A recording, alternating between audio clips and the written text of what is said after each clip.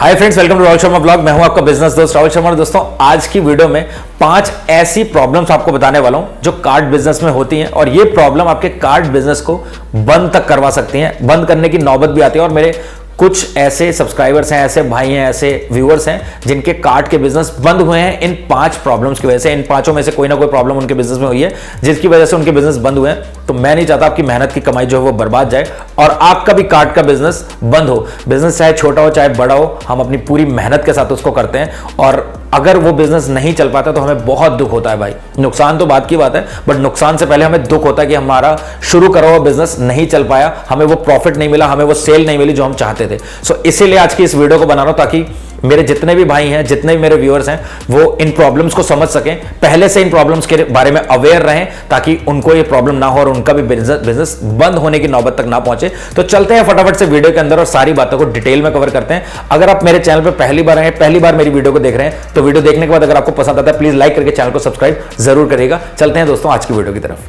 दोस्तों, जैसे कि आप जानते हैं, food cart, food stall, food truck का ये जो बिजनेस है इसका ट्रेंड बहुत ज्यादा इंडिया में, बहुत सारे लोग स्टार्ट करते हैं।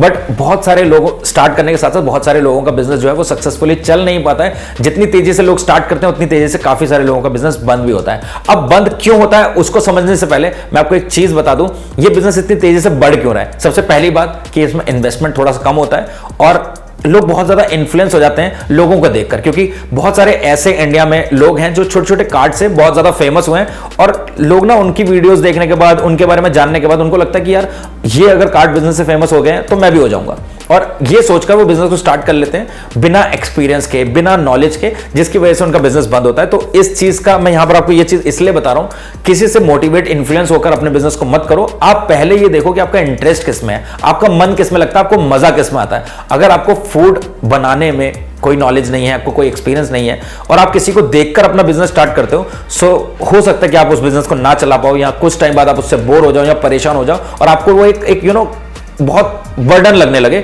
सो मैं नहीं चाहता आप किसी ऐसे बर्डन में आ जाओ और फिर आप उसको मजबूरी में करो। अगर आपको लगता है कि यार खाना बनाना, पकाना या लोगों को देखना, सर्व करना मुझे पसंद है, मुझे अच्छा लगता है, तो आप डेफिनेटली इस बिजनेस को करो। क्योंकि ऐसा ना हो आप किसी से मोटिवेट होकर, इन्फ्लुएंस होकर अपना कार्ड के बिजनेस को शुरू करो और 2 महीने बाद आपको लगे कि यार ये मेरे लिए नहीं है, ये मेरे काम का बिजनेस नहीं है, मेरे को मजा नहीं आ रहा है इसमें, तो आपका लगा हुआ पैसा पूरा बर्बाद हो जाएगा। अगर मैं बात करूं सबसे पहली और सबसे बड़ी प्रॉब्लम की, तो वो क्या होता है, जब हम नए होते हैं ना कार्ड बिजनेस में, हम क्या करते हैं, बहुत वाइड मेन्यू रख लेते हैं। और ये मैं पुरानी वीडियो में बता चुका हूं, कभी भी आपको कार्ड बिजनेस में, चाहे आपका कार्ट हो, स्टॉल हो, आपका कैफे हो और या फिर आपका फूड ट्रक हो, आपको बहुत वाइड मेन्यू नहीं रखना है। जितनी कम प्रोडक्ट रखोगे आप, उतनी कम आपको इन्वेंट्री रखनी पड़ेगी और जितनी कम इन्वेंट्री आप रखोगे उतना आपका मैनेज करना आसान होगा। तो इसीलिए आप बहुत कम प्रोडक्ट रखो, लिमिटेड प्रोडक्ट रखो। आप किसी भी बड़े रेस्टोरेंट में जाते हो, देखना बहुत कम लिमिटेड प्रोडक्ट आपको देखने को मिल गए। आप वो मेन्यू को डिजाइन इस तरीके से किया जाता है कि आपको लगता बहुत बड़ा है बट वो होता बहुत छोटा मेन्यू है। आप कभी मैकडॉनल्ड्स के रेस्टोरेंट में गए हैं, क्या होता है वहां पर, aloo tikki burger, McVeggie burger, spicy paneer burger, और यही 2-3 बर्गर होते हैं और उसके बाद स्पाइसी पनीर जो पैटी होती है उसी से वो रैप बना देते हैं। 4, अगर सेम नॉनवेज में जाओगे तो McEgg, chicken McGrill, McChicken, spicy chicken, 4-5 burger है बस। देख लेना ढंग से मेन्यू को, आपको समझ में आ जाएगा।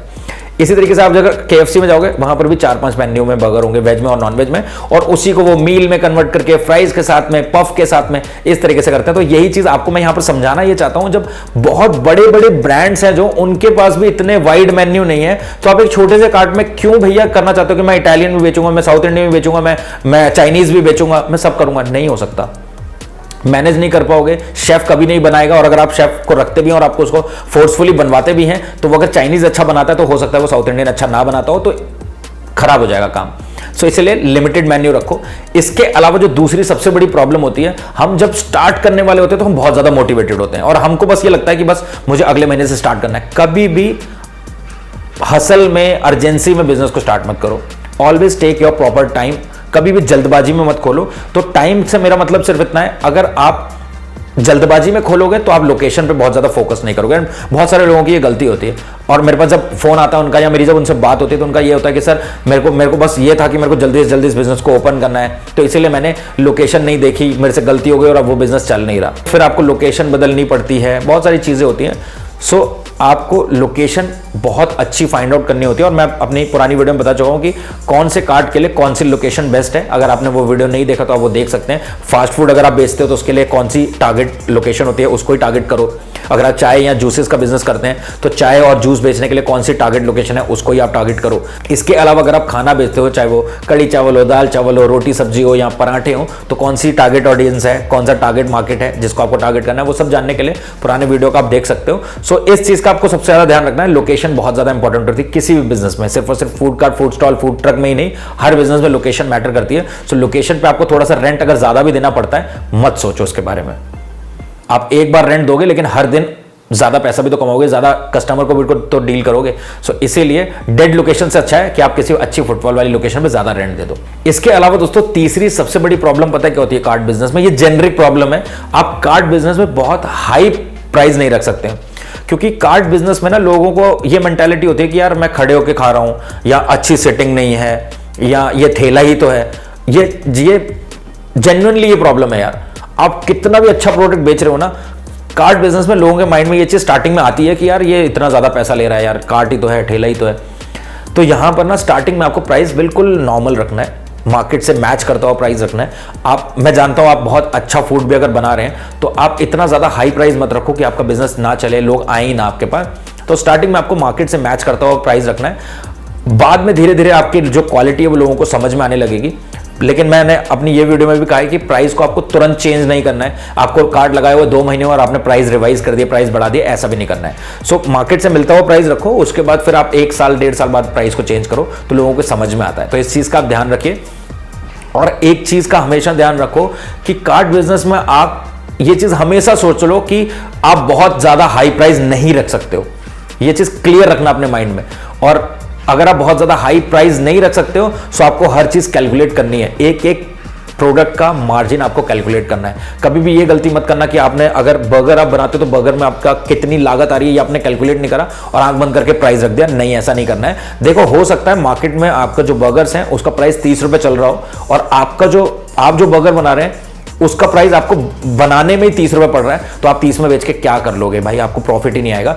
जो आप बर्गर का प्राइस देख रहे हो वहां पर जो बर्गर बनाने वाला जो कार्ट है वो टिक्की जो बनाता है बर्गर की वो खुद बनाता है और आप मकेन की यूज करते हो, तो क्वालिटी में फर्क आ रहा है, वेरिएशन आ रहा है। सो आप 40 का रख लो ना बर्गर यार, इतना भी कोई दिक्कत नहीं है। मतलब मैं ये कह रहा हूं कि 5-10 रुपए का प्लस माइनस चलता है। अब ये नहीं कि आप बाकी पूरी जगह पर जो आपका वेज बर्गर है वो 40-50 रुपीज चल रहा है आपकी सिटी में और आपने सीधा रख लिया आपका स्टार्टिंग बर्गर ही 80 या 100 से। नहीं यार, मार्केट से मिलता जुलता प्राइस होना चाहिए। क्वालिटी अगर अच्छी है तब भी 5-10 रुपए एक्स्ट्रा कर सकते हो आप, बहुत ज्यादा नहीं। तो ये चीज हमेशा रखना। लोग ये चीज के लिए बहुत ज्यादा सीरियस होते हैं कि यार हम कार्ट में खड़े होकर खा रहे हैं फिर भी इसका बहुत ज्यादा प्राइस है तो हम यार किसी रेस्टोरेंट में बैठ के खा लेते हैं। तो आप इस चीज को समझो। अब रेस्टोरेंट में अगर वो खा रहे हैं तो रेस्टोरेंट में जो रेस्टोरेंट ऑनर उसके खर्चे भी बहुत ज्यादा होते हैं। आप कार्ट में बेच रहे हो तो आपके खर्चे भी बहुत ज्यादा कम होते हैं। सो आप उतना प्राइस रखो जिसमें आपका भी ठीक ठाक प्रॉफिट हो और कस्टमर को भी अच्छा देखने को मिले कि उसका भी थोड़ा प्रॉफिट हो रहा है, कि कस्टमर को वहां कहीं और खाने पर बहुत ज्यादा पैसे देने पड़ रहे हैं, आपके पास थोड़ा कम में हो रहा है, सस्ते में उसका काम चल रहा है और फूड भी अच्छा ट्राई कर ले रहा है। तो ये चीज का आपको ध्यान में रखना पड़ेगा। इसके अलावा दोस्तों चौथी सबसे बड़ी प्रॉब्लम पता है क्या होती है? अगर आप कहीं पर कार्ट खोलते हैं, आसपास के जो दुकानदार होते हैं ना वो थोड़े से चिढ़ जाते हैं आपसे। फाइटिंग भी बहुत सारे केसेस में मैंने देखने को मिली है। तो कभी भी ना आपको खुद से किसी से आर्ग्यूमेंट्स नहीं करने हैं, लड़ाई नहीं करनी है, झगड़ा नहीं करना है। आप धंधा करना है वो धंधा करो। बहुत सारे ऐसे लोग होते हैं कि भैया मैं दिल्ली का हूं और मैं दिल्ली में मेरे बहुत ज्यादा रिश्तेदार हैं और मैं दिल्ली के अलावा कहीं और जाकर बिजनेस करना चाहता हूं बट वहां के लोग मुझे बिजनेस नहीं करने देंगे। ये आपकी सिर्फ सोच है। आप इंडिया में किसी भी सिटी से हैं, आप किसी भी सिटी में बिजनेस कर सकते हैं। आप अपनी सिटी के अलावा किसी भी सिटी में बिजनेस कर सकते हैं, कोई आपको नहीं रोकता है। बट पता क्या होता है, जो मेरे यंग दोस्त हैं ना, मेरे जो यंग भाई हैं या जो टीनेजर्स हैं, उनका जो एरोगेंट है, जो गुस्सा है, जो ईगो है, वो बस आड़े आता है, इसलिए वो बिजनेस नहीं कर पाते। लाइक किसी ने अगर थोड़ी सी बात बोल दी तो उनको बुरी लग गई। और अगर आप कार्ट बिजनेस में, फूड स्टॉल में, फूड ट्रक के बिजनेस में आ रहे हैं ना, तो एक चीज आप हमेशा समझ लेना कि आपको बहुत ज्यादा स्टार्टिंग में रिस्पेक्ट तो नहीं मिलने वाली है। हो सकता है देखो कुछ कस्टमर हो जो दारू पी कर आ जाए, है ना, हो सकता है कोई कस्टमर आपसे बदतमीजी कर दे, छोड़ दो।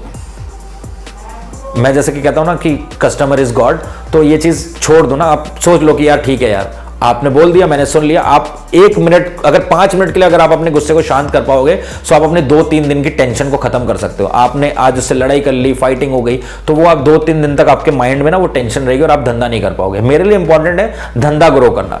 आज आप छोटे बिजनेसमैन हो, एक दिन आप बहुत बड़े भी बनोगे। तो बड़े आप तभी बनोगे जब आपका गुस्सा, आपका ईगो, आपका एरोगेंट साइड में आप रखोगे और आप अच्छा बिजनेस तभी कर पाओगे। तो जो भी मेरे भाई बहुत अच्छे परिवार से हैं, अच्छे घर से हैं और उनको मतलब ये है ना कि मतलब बना बनाया हर चीज मिल रही है, तो वो ये चीज समझ लो कि कार्ड बिजनेस में अगर आप घुस रहे हो, बहुत मेहनत आपको करनी पड़ेगी, बहुत रिसर्च आपको करनी पड़ेगी, काफी काम आपको खुद से करना पड़ेगा, तब जाके वो एक धंधा का सही में एक धंधा बनेगा। अगर आप चाहते हो कि यार बहुत आराम से मैं कर लूंगा, बहुत सिंपल है, तो ऐसा नहीं होता है भाई। ये रियलिटी है, ग्राउंड की रियलिटी है, यही है कि मेहनत तो आपको करनी पड़ेगी। इसके अलावा दोस्तों 5वीं जो सबसे बड़ी प्रॉब्लम होती है वो होती है शेफ जो है वो नौकरी छोड़कर चले जाते हैं।